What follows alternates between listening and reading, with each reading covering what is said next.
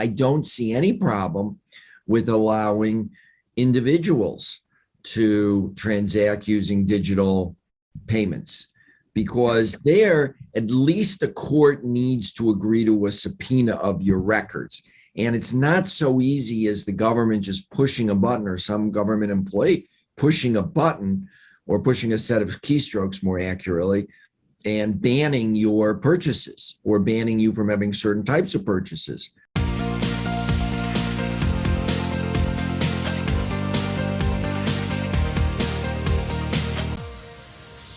It is my pleasure to welcome Scott Shay to the show. He is the author of a new book entitled Conspiracy U, a case study. He's also co-founder and chairman of Signature Bank, and it's great to have him on. Scott, welcome. Today is a big day for you, isn't it? Yeah, Jason, it's the first day that we're trading. Signature Bank is on the S&P 500. Congratulations. Wow, that's a big deal. I'm surprised you're here for this interview. I'm honored. Jason, for you, of course. Oh, I appreciate it. Well, hey, let's talk a little bit about banking first, if we can. You know, you've written about this possibility of a cashless society. Well, I don't know that it's really a possibility. I think it's just what we can expect in the future. I remember taking my mastermind group to Sweden about maybe 2 years ago, and signs everywhere in stores, no cash accepted. You know, they don't want to deal in cash. And I know we're moving in this direction, but it really does concern me because people will lose their spending privacy. And that's a big form of privacy, how you vote with your money, right? Right. Well, I actually wrote an article. I started thinking about this back in 2013. I wrote an article which actually ended up being, went viral, called "The Cashless Society, a Major Threat to Our Civil Liberties." Yep. Because I didn't have the vocabulary at the time, so even reading it now, it seems a little dated. Mm-hmm. But here's the thing about central bank digital currencies. And here's why most Chinese folks who have been offered the digital yuan haven't taken it, even though it's free money. It's because once the government can track every single transaction that you are making, you lose all privacy. So, for example, a few years ago here in New York, Mayor Bloomberg, more than a few years ago, I guess 10 years ago, went on a campaign against sugary drinks above 16 ounces. I remember that. Ban them. Well, if you wanted to, you could, if you had a CBDC, you could say, well, no more, money won't work for drinks, for sugary drinks, right, for sugary sodas above 16 ounces. Not only that, but in one administration, you could have money not work for donating to the NRA. And then in the next administration, money doesn't work for donating to Planned Parenthood. Yeah. Or at a minimum, the government knows what you're doing. Yeah. And that's a tremendous risk to civil liberty, because you could just be shut down and die hungry if the government doesn't allow you to transact. I couldn't agree more. If they tie that in with social scoring and whether or not you're wearing a mask or what you're posting on Facebook or who the heck knows. And not only that, and I'm sure you've thought about this and probably written about it too, but they can create inflation or deflation and change the velocity of money and make money expire. You know, you got to spend it this month because we got to prop up the economy, so it expires at the end of the month. If you don't spend your money, it's gone. I mean, and tying this in with a universal basic income concept is probably what they're planning to do, isn't it? Well, I don't know all of that in all candor, because I think it'll depend on who's in power. But that's what scares me, is that I don't think it should depend on who's in power in terms of your ability to express yourself personally. But there's no question that if we go to a central bank digital currency, all of what you've just said is potentially on the table. Having said that, I don't see any problem with allowing individuals to transact using digital payments, because there, at least the court needs to agree to a subpoena of your records. And it's not so easy as the government just pushing a button, or some government employee pushing a button, or pushing a set of keystrokes more accurately, and banning your purchases or banning you from having certain types of purchases. So that's why I think there's such risk to the central bank digital currency. And That's why I think even in China, people are sort of voting with their pocketbooks not to do that. And that's also why totalitarian regimes like that sort of thing, because we are what we expressed, where the rubber meets the road in terms of personal freedom is how we spend our money. Absolutely. Not to. Can you imagine not only what you said about NRA and Planned Parenthood, but just not being able to use your money to support a candidate, right? Yeah. You know, you can't make a political donation to, you know, the Trump campaign, but you can make it to the stupid Biden campaign. It's unbelievable. Or, by the way, or vice versa. Yeah, sure. No, I know it could go both ways. Yeah. Good for the goose and good for the gander. But the problem is it'll depend on who has power. Yeah. And unfortunately, whoever has power that last time may be the last one with power. Right. The one to stay in office for 26 years like Putin, right? Or something. Yeah. So it's a problem. And that's why I'm not an advocate of central bank digital currencies. And I think my article, again, it'll sound dated, but it was, unfortunately, it's still accurate in everything it says. Yeah. Does Signature Bank have anything to do with the cryptocurrency world? I mean, are you doing something? Tell us about that. So we are the leading provider in the United States of infrastructure to the cryptocurrency world. I would go so far as to say just about all of the legitimate players, large players in the cryptocurrency world are our clients, because one thing we saw early was that this was coming down the road. And so we're not a retail bank, we are a business bank. So we decided to try to build an infrastructure that exchanges, OTC traders, custodians could use as a way to transfer fiat among themselves in a 24/7 blockchain environment. So we created our own digital currency called Signet, our own digital 24-hour transfer system. It's on the blockchain, so it's digital native, it's blockchain native. And if you're in Tokyo, Tbilisi, Tel Aviv, Timbuktu, or Toledo at 3 a.m. on Sunday, wherever that is, you can transfer money. So if you're transferring your Bitcoin at the same speed, you can transfer your money. Mm-hmm. And this is all behind, you have to be institutional. We don't take any retail clients for this, but it's behind a walled garden.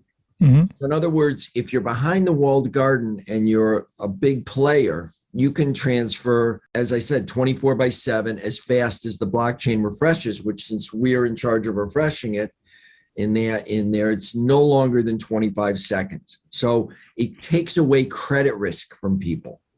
Is that a cryptocurrency tied to your bank balance at Signature deposit. Bank? It's a total, so it has no fluctuations because it is a digital representation of a dollar in your deposit account. Got it. It's in a certain kind of way. Think of it as you have a depository account. You could get money from it with a wire. You get money from it with a debit card, writing a check, or this mechanism of a blockchain transfer. And the cool thing is that we've announced publicly that we have about $8 billion in Signet. So if it were and this is only among institutions that have got into the walled garden, if it were actually a stable coin, it would be one of the largest, not obviously as large as the two or three biggest, but it would be one of the largest. And the reason people love it is they don't have to worry about it fluctuating, and they know they've got a deposit in an FDIC insured bank. They do have to worry about the dollar fluctuating, though. Well, the dollar's a different story. That's why they're buying Bitcoin or Ethereum or Polkadot or whatever they're buying. Yeah, get it. So just out of curiosity, now that you have your own digital currency, do you view Bitcoin, for example, as a competitor? No, Bitcoin is definitely not a competitor. It is a store value. Mm-hmm. We are a payment mechanism. I mean, there have been weekends where days where billions of dollars have changed hands. That would be uneconomic if you're using Bitcoin to exchange value. Not only would it be uneconomic, because don't forget you have to pay the miners. Mm-hmm. And the miners extract some amount of money. So you don't actually know exactly what you're sending to the other side in stablecoin. There's always a little bit of a discount, minimally gas fees. And in Bitcoin, it's whatever is the market is at that time for doing the hashing. So, this really leads into a good question about banking. What is wrong with banking? I mean, I know what's wrong with it. I have my own opinions, so it's a somewhat rhetorical question. But you're a bank founder, very familiar with this, and on the cryptocurrency side too, which is very interesting. So I guess the question would be kind of what's wrong with the banking system we have now, and why do you support breaking up the big banks, which I support as well? So you're referring to my TED Talk on breaking up the bank? Yes. Okay. Here's the thing. We started this bank to be a disruptor, and we've continued to disrupt. I mean, we wouldn't be in business if our competitors didn't create a system that allows us to have grown from zero, no deposits, no clients, no nothing, losing $3 million a month to $100+ million bank that's joined the S&P 500 today. So that we identified, and we continue to identify those issues and have become a business bank. Now, I think that it was a serious mistake. And for anybody who wants to watch my TED Talk, it's banking by the people for the people. I think the United States government made a severe mistake allowing mergers that has resulted in 5 banks having 60% of market value, 60% of deposits in the United States. I don't know what the market value is, but deposits in the United States, because there's such over concentration in the banking business that there's less competition. And I think competition is good. I don't like lack of competition, whether it's private because of platforms or public because the government outlaws competition.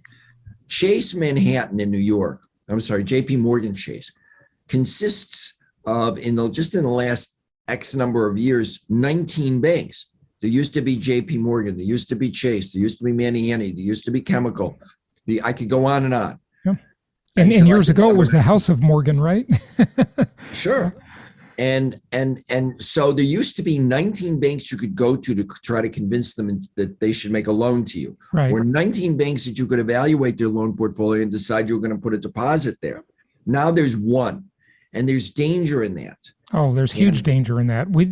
It's so scary that we're in this kind of like winner take all world where these huge companies have just scaled into these behemoths. And certainly I'm referring to tech companies too, which is super scary. But why did it happen that way? Is it just that Jamie Dimon had better lobbyists, or is it because it's so highly regulated that it's hard for new entrants to come in and play in the sandbox? No, now, so the regulators got themselves into a conundrum because it used to be, for example, I don't think they should have ever repealed Glass-Steagall. Yep. Because there was this misapprehension that Canada only has 5 banks. In Europe, there's only a few large banks. It somehow was more economically efficient to have a few banks. That was wrong. And, you didn't need to approve Bank of America, not Wachovia, Bank of America Nations Bank. You didn't need to approve, Wachovia. You didn't need to approve a lot of these big bank mergers. They weren't, at the time, they weren't under distress, although Wachovia at the end was. But I think the regulators thought that consolidation was good. And from a big regulatory perspective, it is good because there are fewer banks to regulate. It's easier to regulate, right? It's not as fragmented for them, yeah. But from a perspective of the country, would you trust our national security to 5 army bases and hope that was military bases? Yeah, right. Five giant army bases rather than, right. Well, we have too many now, but I get the idea. Yeah. Right. You get the idea. I mean, but now they've gone to a certain degree. So the only people that can compete against the big banks have to have some scale. Yeah. You don't have to be $1 trillion bank, but you have to be, if you don't have a $50 million balance sheet, you're not going to be able to compete against JP Morgan. Right. So we are where we are. And so how did Glass-Steagall create? How did Glass-Steagall create this, though? Where's the connection with Glass-Steagall? That's a separate issue. I just want to make clear. All right. But I think combining the I don't want to call it casino aspects, but more speculative aspects of the financial markets with depository insurance was a mistake. Right. I don't think that people who are underwriting and trading for a living should be having depository insurance. Yeah. Yeah. Bankers should be a very conservative bunch, and the Wall Street folks should be a different bunch, right? Yeah. And it helps if they're aggressive. I'm all for speculation, and once in a while, Wall Street firms will have to go bump in the night. Yeah. Right. Okay, so maybe let's switch gears, unless there's anything else you want to talk about as far as banking, and let's talk about your book a little bit. It's a pleasure to talk about my book. Okay. I mean, your new book, Conspiracy U, a case study, like Conspiracy University, and professors are teaching all kinds of garbage out there nowadays. I don't think anybody will disagree with that. The university system has just created like a generation of brainwashed people. But what's going on specifically, if you will, with some of these conspiracy theories that are being taught to young adults? So here's the thing. A lot of people say what you just said, and they have that sense. But what I do in the book is I actually I wrestle this down. I show where professors, and I cite books that are being published by places like Duke University Press, Stanford University Press, other great presses and institutions all over the country, where professors are teaching things that you actually have to buy into the conspiracy theory in order to even understand what they're talking about. And they're going to give us some examples. Yeah. Let me give you an example. One example from a professor at Northwestern who wrote The Hoax of the 20th Century, a tenured professor of electrical engineering. And he wrote a book stating that the Holocaust didn't happen. And here's the thing, and this is the difference between a conspiracy theory and a conspiracy. A theory about a conspiracy is you can say, okay, there was a lab in the Wuhan virology lab. Accidentally, your hypothesis could be accidentally or purposely released COVID-19 to the world. Well, you have to do an investigation, and you can then decide one way or the other. Or you may evaluate and say, I don't have enough facts. It's unknown. A conspiracy theory is unfalsifiable, because whenever a fact is thrown at it, the theory expands around the fact. So let me just give you Professor Butz's theory about the Holocaust, which is that it didn't happen. There's a problem. There are tens of thousands of documents across Europe depicting the conspiracy theory, the conspiracy to destroy and to murder the Jews. There is documentation of the Wannsee Conference in 1942, where the final, quote unquote, final solution was determined and a plan for executing it was put into place. There were plenty of Germans after the war who confessed to murder, confessed to guards, perpetrators, etc. So what does Arthur Butz do? He says, well, this clever cabal of moneyed Jews planted they forged these documents and planted them all over Europe. And I suppose they forged all the tattoos on people's arms. All and of so it. forth too, right? Yeah, Yes. What are you even thinking of? Of course they forged it, and they paid people. Yeah. And not only that, but they, to use his word, bamboozled innocent, pure, hapless Nazis to confess to crimes against humanity that they would never even think of confessing. Yeah, why would they confess to something they didn't do and end up, punished for it? Because they were bamboozled. Yeah. That's how the theory, according to him, that's how the theory expands around and it happened with Sandy Hook. It's happened with QAnon. It happens all over. And what my book shows is it's not just on the far right. I show how it happens exactly the same on the far left. So give us an example of that. I'll give you an example of that. Let's take another example relating to Jews. There's a professor at Northwestern, Stephen Thrasher, who thinks that Israel is sending drones around Gaza to gas people. And interestingly enough, uses, sort of that same Holocaust imagery. And he does so with no facts, and claims that Israel, the state is conspiring with police departments all across the world to oppress people of color. no facts.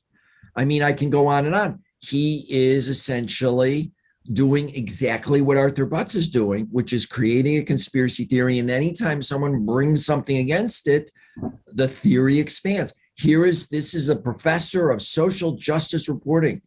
He's got a named chair. And yet this is a sort of debunk. And what I do in the book is to actually wrestle this down and to give, we don't have a lot of time right now, but I give examples and I give suggestions for how we can fix this. Because if we don't, this country is going to end up as warring tribes, with each tribe at the other's throat. Is tenure part of the problem? I mean, tenure, like many things, seemed to start out as a good idea, right? It would protect professors so that their career wasn't as at risk if they wanted to assert a new idea, right? Which is the whole concept of getting a PhD, right? Is, you bring a whole new idea into the world, right? Right. But these professors, some of them are just whack jobs. Well, it's used to protect. I mean, there's some departments where unless you buy into a conspiracy theory that department is purporting, you don't even think about applying for a PhD. Don't even think about applying for a job. So the problem is it's used now in a negative way, and it's harming students, and it's because they're not being taught how to think, they're being taught what to think. And they don't even know how to ask basic analytical questions. Yeah, no, critical thinking has, you can just see it all over social media. It's just gone out the door. It has left the building. It's like Elvis. Critical thinking has left the building. Well, that's where my book, look, I don't think it's going to be easy to fix this. I think actually if we do nothing, we're in for civil war light in the United States, because critical thinking allows us to have a conversation. If we each have our own facts, if you believe that despite everything, no Holocaust took place, well, I can't really have a conversation with you. And it's these massive amounts of, they are really massive amounts, of conspiracy theories that are being peddled as truth that is deeply troubling. And if you even question the theory, that in itself is enough to have you ostracized. Yeah, right. Very scary. That's why I spent look, you can tell I have a busy day job. Yep. I spent all of my discretionary free time for 20 months tracking this down, wrestling this down, and providing a book that can be used by people who are taxpayers and are subsidizing this bunk, and by donors of universities who are doing way too little, and by folks who just are worried about the future of civil society. So this is huge to me. Yeah, and I agree. And you know what? This is maybe your next book, but why is it that these universities get all this preferred tax status and social status? These are hedge funds. I mean, these university endowments are basically hedge funds, where they're out there. They own the town. They own all the real estate in the town. They're investors. I mean, why do they get special tax treatment? It's insane. But maybe that's. Let me just say something even more basic. Yeah. You have a place like Qatar, which donates over $200 million a year to universities in America. Uh-huh. Why are they donating that? Right. Question. Northwestern University has received more than $500 million from Qatar. Mm-hmm. Is it? And you have to wonder what is going on. Yeah. So forget about the U.S. tax benefits. We're being outcircled and outfoxed by foreigners who rightly recognize that it's a long-term strategy is to get at the next generation of leaders in universities. It's basically like lobbyists. They're basically lobbying through the universities in a way. But what do you think is going on with Qatar? $500 million. This is incredible that they're allowed to influence our schools like that. But what's your speculation on that? I'm curious. That you got to read the book for. It's a lot. It's a long conversation. All right, good stuff. I got to leave people. Encourage people to buy the book. Right, right, absolutely. Okay, so the book is entitled Conspiracy U, a Case Study. It's available in all the usual places. It's got fantastic 5-star ratings, by the way. I can't wait to read it myself. And Scott, I know you are a busy man, and especially today, congratulations on getting your bank on the S&P. Anything else you want to say in closing? Give out a website, whatever. Oh, my website, if people want to read about what I say about PPP, LIBOR, other business matters, they can go to my website, scottshay.com. And they can learn what I'm thinking about the economy and the like there. So, but it was a great to have this conversation. You really covered the bases, and I'm just envious looking out my dreary window and seeing you in Palm Beach. Well, I'm about to take the dog for a walk. It's a nice sunny day. So come down here and enjoy the no state income taxes. Yeah. All right, Scott. Well, thank you very much for joining us. We appreciate it. Bye-bye.